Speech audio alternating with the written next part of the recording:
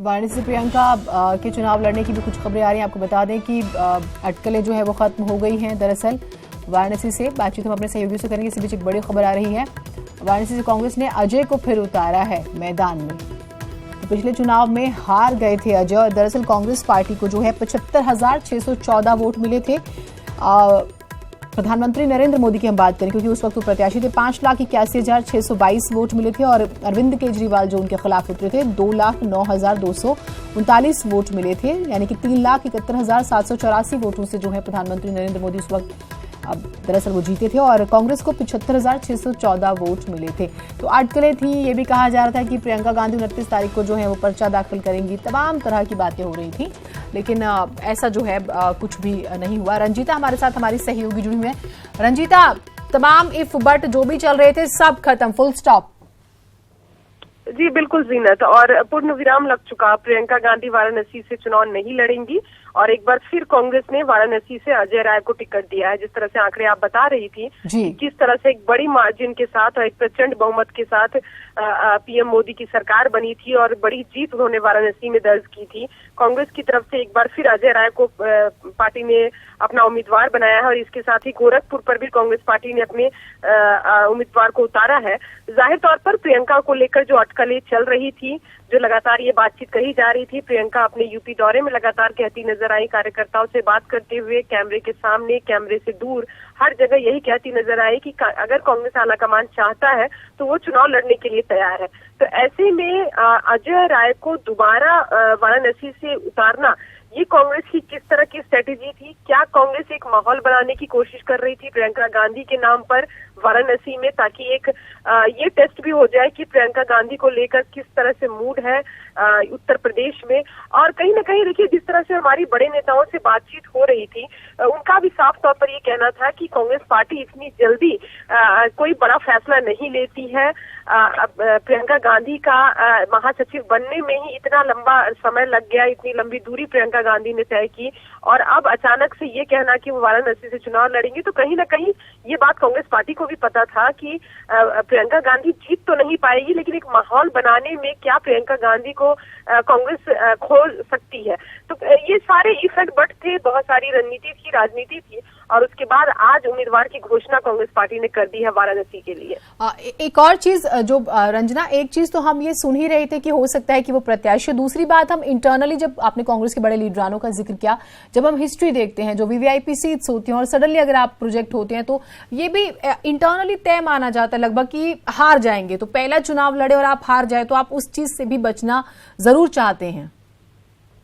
जी बिल्कुल जीनत, देखिए ये बहुत बड़ी बहादुरी कांग्रेस पार्टी की नहीं होती कि प्रियंका गांधी को नरेंद्र मोदी के सामने, पीएम के सामने आप खड़ा करें और वो चुनाव हार जाए। हाँ। तो ये एक कांग्रेस पार्टी की एक बड़ी राजनीतिक फेलियर भी मानी जा सकती थी और एक हम कह सकते हैं कि एक माहौल बनाने की कोशिश।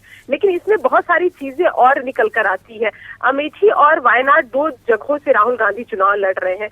ऐसे में राहुल गांधी के लिए कैंपेन करने की कोशिश लगातार प्रियंका गांधी करती रही है, अमेठी और रायबरेली जाती रही है। तो और इसके अलावा प्रियंका गांधी को स्टार प्रचारक कांग्रेस पार्टी ने बनाया है। तो तमाम जो अलग अलग राज्य हैं वहां भी प्रियंका गांधी लगातार प्रचार कर रही है।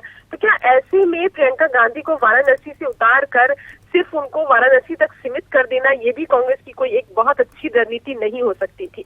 तो ये जो सारी चीजें हैं, आकलन है कि प्रियंका गांधी हार जाएंगी, उसके बाद राजनीतिक करियर क्या रहेगा प्रियंका गांधी का, इन तमाम चीजों पर विचार किया गया। और कहीं ना कहीं मैं आपको ये बताऊं जीनत कि सूत्रों के हवाले से जो खबर आ रही थी, कांग्रेस आला कमान ने इस बात पर कभी भी बहुत संजीदगी से विचार नहीं किया था।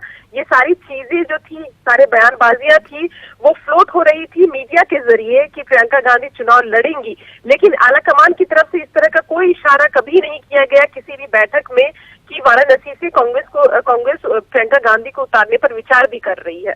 ठीक बात है। आप हमारे साथ रहिए। रंजना जी हमारे साथ जुड़ी हुई हैं। रंजना जी, हम बातचीत कर रहे थे प्रधानमंत्री की रैली को लेकर, लेकिन अब जिस तरीके से खबर आई है इस पर भी एक बार बातचीत जो है वो अब कर लेनी चाहिए।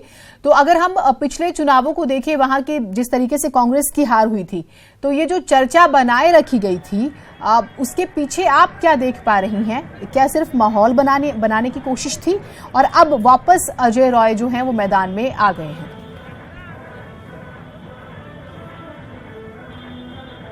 जीनत, इसके लिए हम बनारस के लोगों से ही बातचीत करेंगे कि आखिरकार उनका क्या रिस्पांस रहता है इस पे। बहुत बुजुर्ग भी हैं हमारे साथ। ये कहा जा रहा था कि प्रियंका गांधी चुनाव लड़ेंगी बनारस से। अब कांग्रेस ने अपना प्रत्याशी अजय राय को आज घोषित कर दिया, तो ऐसे में आप क्या कहेंगे, किस तरह से देखते हैं? आप बुजुर्ग व्यक्ति हैं बनारस। हम आए आजमगढ़ से, तो हम आजमगढ़ से आए हैं, हम भी मोदी बाबू को देखना चाहते हैं। मैं ये कहना चाहता हूँ कि प्रियंका जी यहाँ से लड़ने की सोच रही हैं, उनकी यहाँ पे जमानत जब्त हो जाएगी।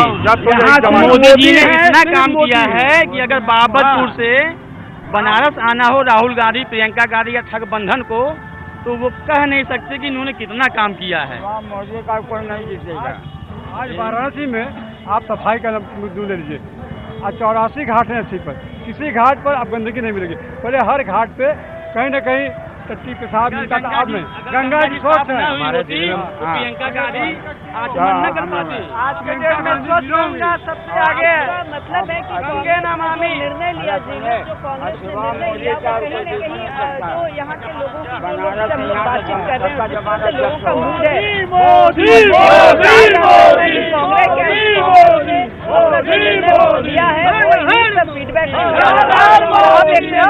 ठीक, मैं आपके पास आऊंगी। अमिताभ अग्निहोत्री जी हमारे साथ एग्जीक्यूटिव एडिटर जुड़े हुए हैं। अमिताभ जी, आप किस तरह से देख रहे हैं? पहले प्रियंका की चर्चा, लेकिन आप वापस अजय राय का जिक्र हो रहा है, ऐलान ही हो गया है, टिकट ही दे दी गई है। आप किस तरह से इसका विश्लेषण कर रहे हैं? देखिए, महत्वपूर्ण राजनीति में ये नहीं कि पत्रकार कैसे देख रहे हैं किसी घटनाक्रम को। हाँ। महत्वपूर्ण ये कि परसेप्शन क्या बन रहा है, अब जनता में धारणा क्या बन रही है। कांग्रेस ने जानबूझकर इंटेंशनली प्रियंका गांधी को लेकर वाराणसी से एक हाइप क्रिएट की जी। पिछले 15 दिन में आप प्रियंका जी के बयान देखिए। उन्होंने कहा मुझे बनारस से लड़ने में खुशी होगी, निर्णय पार्टी के अध्यक्ष को करना है।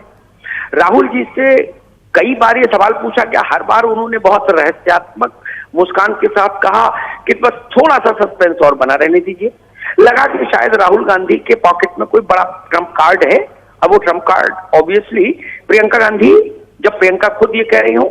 रॉबर्ट वड्रा का बयान देखिए, प्रियंका जी के पति, उन्होंने कहा कि प्रियंका वहां से लड़ेगी और अच्छा चुनाव लड़ेगी। दीपक सिंह एमएलसी का भी उनका भी स्टेटमेंट हमने उनके दीपक सिंह उनके बहुत निकट है परिवार के, अमेठी के नेता हैं कांग्रेस के और एमएलसी हैं उत्तर प्रदेश में। उन्होंने कहा कि तय है लगभग प्रियंका जी लड़ेंगी। इन सबके बाद जब आप अजय राय को उतारते हैं, मैं ये नहीं कह रहा कि अजय राय का चयन ठीक है या खराब है, मैं उस मेरिट डिमेरिट पर नहीं जा रहा, वो कांग्रेस का प्रेरोगेटिव है। लेकिन इससे परसेप्शन अब ये बनेगा कि कांग्रेस डर गई बनारस में नरेंद्र मोदी के कद को देखकर। ये धारणा जनता के बीच में जाएगी। या तो कांग्रेस आरंभ से प्रियंका गांधी के नाम की चर्चा ही बनारस को लेकर नहीं होने देती, तब तो बात ठीक थी कि भाई ठीक है, एक सामान्य परंपरा है भारत में, बहुत बड़े नेताओं के खिलाफ उनको चुनाव में परेशान करने की नीयत से बहुत बड़े लीडर के खिलाफ बहुत बड़ा लीडर नहीं उतरता। ठीक बात है, तब ये चल जाती धारणा। लेकिन चूंकि आपने प्रियंका गांधी की जानबूझकर हाइप क्रिएट की और इतने दिनों तक एक गैर जरूरी सस्पेंस बना के रखा, अगर राहुल जी ये कहें कि अजय राय का नाम सस्पेंस वाला नाम था, तो ये तो कोई नहीं मानेगा ना। पूर्वी उत्तर प्रदेश में और बनारस में अजय राय पिछली बार भी चुनाव लड़े थे कांग्रेस के टिकट से मोदी के खिलाफ, तो अजय राय सस्पेंस का ही नाम तो नहीं हो सकते, अजय राय चौंकाने वाला नाम नहीं हो सकते। और जब आप ये बोलते हो अमिताभ जी, एक चीज जो आपसे समझना चाहेंगे, आपने एक बात कही कि अब ये मैसेज जाएगा कि कांग्रेस डर गई। एक और चीज, क्योंकि आपने तमाम इलेक्शंस देखे हैं, एक वीटो का, कि राहुल गांधी के एक स्टेटमेंट का जिक्र हो रहा है कि उन्होंने वीटो का इस्तेमाल किया। उन्होंने कहा कि नेहरू, शास्त्री और इंदिरा तक परंपरा रही है कि बड़े विपक्षी नेताओं को जबरन हराने की कोशिश ना हो। और एक एग्जाम्पल दिया कि एक परंपरा गलत शुरू हुई थी जब हेमवती नंदन बहुगुणा को अमिताभ बच्चन ने दरअसल हरा दिया था, तो उसके बाद से उसको चेंज किया गया। तो क्या कुछ ऐसा आप हमें समझा पाए, कुछ ऐसा है? जी, तब राहुल जी को याद रखना चाहिए, बच्चन साहब को उनके पिताजी ही लाए थे इलाहाबाद में, अमिताभ बच्चन को राजीव जी लाए थे। खैर, मेरा मानना है राहुल गांधी को ये परंपरा याद रखने और जारी रखने का पूरा हक है।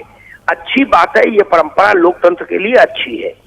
लेकिन मैं सिर्फ एक ही प्रश्न उठाता हूं, अगर आपको ये परंपरा पता थी कांग्रेस अध्यक्ष जी, तो इस परंपरा को पहले से ही ध्यान में क्यों नहीं रखा? प्रियंका गांधी का नाम पब्लिक डोमेन में क्यों उछाला? मत उछालते तो ये सवाल ही नहीं उठते।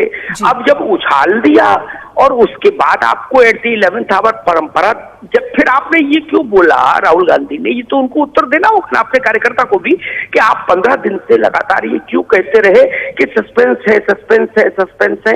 What is this suspense? Ajay Rai suspense नहीं है बनारस में, वो पुराने कैंडिडेट हैं 14 के, उनको रिपीट करना था, सस्पेंस क्या था? तो ये सवाल तो आप कांग्रेस के सामने खड़ा हो गया कि क्या आप नरेंद्र मोदी के औरा से डर गए? क्या प्रियंका गांधी के कदम ठिठक गए? क्या राहुल गांधी को लगा कि नहीं, बहन को इतने बड़े रण में नहीं उतारना चाहिए? ये तमाम सवाल हैं, कठिन सवाल हैं, जिनका कांग्रेस को उत्तर खोज के रखना होगा, मुझे ऐसा लगता है। एक और चीज जो कही जाती है, आप क्योंकि बारीकी से बताएंगे, कि कांग्रेस ने दरअसल उनको महासचिव बनाने में भी बहुत देर कर दी, तो ये फैसला लेने में भी शायद बहुत ज्यादा देरी हो गई। आप भी कुछ ऐसा ही मानते हैं? नहीं, देरी और जल्दी का प्रश्न कम है। सबसे बड़ा प्रश्न जो कांग्रेस के विरुद्ध जाएगा वो ये जाएगा, आपने इतना रहस्य क्यों क्रिएट किया प्रियंका की उम्मीदवारी को लेकर बनारस में? क्यों किया? कोई मजबूरी तो नहीं थी। पहले दिन से ये लाइन मेंटेन रखते कि प्रियंका लोकसभा चुनाव नहीं लड़ेंगी, वो केवल संगठन का काम देखेंगी, तो इसमें कोई सवाल ही नहीं उठता भाई। न परंपरा की बात आती, न जवाहरलाल जी को याद करना पड़ता, न इंदिरा जी को याद करना पड़ता, न शास्त्री जी को याद करना पड़ता। और प्रियंका गांधी को भी फिर ये नहीं बोलना चाहिए था कि मुझे बनारस से चुनाव लड़ने में खुशी होगी। ठीक बात है। अगर आपको खुशी हो रही थी तो कांग्रेस में प्रियंका जी की खुशी को रोकने वाला कौन? तो ये बड़ा सवाल है, और मुझे लगता है परसेप्शनल डिफीट कांग्रेस की बनारस में हो गई। अब अजय राय कितने आत्मविश्वास से चुनाव लड़ पाएंगे, ये एक बड़ा सवाल है, और बहुत गंभीर सवाल है, क्योंकि अजय राय अब तब चुनाव लड़ने के लिए उतारे गए हैं जब पिछले 15 दिनों में एक पखवाड़े में लगातार प्रियंका प्रियंका प्रियंका का शोर मचता रहा बनारस की गलियों में। अब आपने अजय राय को मैदान में उतार दिया, तो वैसे ही मनोबल टूट जाएगा आपकी जिला कांग्रेस कमेटी का। बिल्कुल। तो मुझे लगता है कांग्रेस के लिए ये एक गोल हो गया, सेल्फ गोल हो गया कांग्रेस का, जिससे वो बच सकती थी। प्रियंका गांधी का नाम चुनाव के लिए बनारस के लिए उतारा, सार्वजनिक किया जाए या संकेत दिए जाए, ये कतई जरूरी नहीं था, ये अनवांटेड था। वो अनवांटेड चीज कांग्रेस ने की, और राहुल जी ऐसी मुट्ठी बंद करके 15 दिन रहे जैसे लगा कि उनकी मुट्ठी में अलादीन का चिराग है बनारस को लेकर, उतारेंगे तो सब चित्त हो जाएंगे। अगर अजय राय को उतारना था तो एक सिंबॉलिक लड़ाई लड़नी थी आपको बनारस में, ठीक है, सामान्य रूप से टिकट घोषित कर देते। और सबसे अंतिम बात ये कहूंगा, अजय राय की टिकट घोषित करने के लिए 25 तारीख का इंतजार क्यों किया? अजय राय की टिकट तो 15 दिन पहले ही घोषित कर सकते थे आप, 20 दिन पहले घोषित कर सकते थे, अटकलें ही नहीं लगती। नहीं, ठीक बात है। एक बड़ा प्रश्न है, अजय राय को ही जब लड़ाना था तो अजय राय का बायोडेटा तो कांग्रेस कमेटी के पास है पहले से ही, पुराने नेता हैं, लड़ा देते, पहली लिस्ट में नाम डाल देते, उनका क्या दिक्कत थी? जैसे बीजेपी ने पहली लिस्ट में नरेंद्र मोदी जी का नाम घोषित किया, वैसे राहुल गांधी अजय राय का घोषित कर देते, कोई दिक्कत ही नहीं थी किसी को, ठीक है ना। लेकिन आपने इतना बड़ा सस्पेंस, इतना बड़ा राम से ब्रदर्स की फिल्म जैसा बना दिया बनारस के चुनाव को कि पता नहीं आप अगला कदम क्या उठाएंगे एकदम, ताकि पूरी बाजी पलट जाएगी। ये जो रहस्य लोक का निर्माण किया कांग्रेस अध्यक्ष ने, वो उनको अब भारी पड़ेगा, ऐसा मुझे लगता है। ठीक, बहुत शुक्रिया, आप हमारे साथ जुड़े, और एनालिसिस जो था वो भी बहुत जरूरी तमाम पहलुओं पर हो जाता। हमारे तमाम सहयोगी हमारे साथ जुड़े हुए हैं, उनसे दरअसल बात करते हैं इस बारे में। रंजना जी, जैसे आपसे बात भी हम कर रहे थे, शबाब उपेंद्र हमारे साथ सभी जुड़े हुए हैं। उपेंद्र, क्योंकि मुझे आपके आसपास काफी लोग नजर आ रहे हैं तो मैं आपके पास पहले आती हूं। अब क्योंकि ये खबर आ गई है कि प्रियंका गांधी, जो कि चर्चाएं थी, वो यहां से चुनाव नहीं लड़ रही है, वापस से दरअसल अजय जो प्रत्याशी थे, अजय रॉय, पिछली बार उन्हें ही टिकट दिया गया है। लोगों का क्या रिएक्शन है, जरा बात कीजिएगा।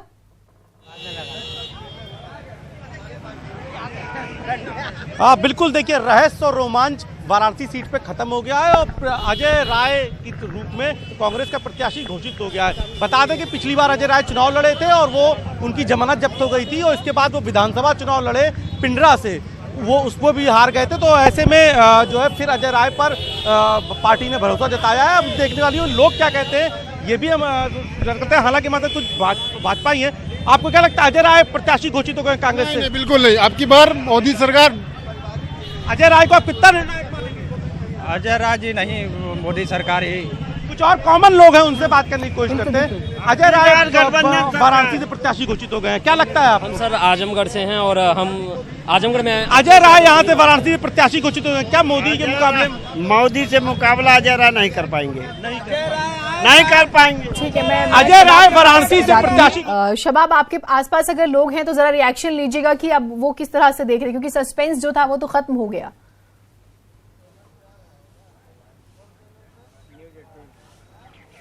देखिए थोड़ी सी भीड़ कम है, मैं बात करने की कोशिश करता हूं। भाई साहब, मोदी जी आ जा रहे हैं, बहुत भव्य तैयारी है।